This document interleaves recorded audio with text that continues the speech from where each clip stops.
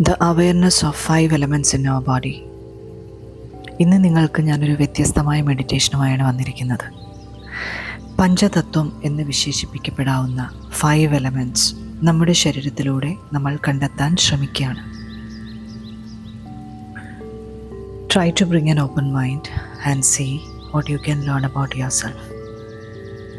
Please settle into a relaxed position. Relaxed position. Relaxed position.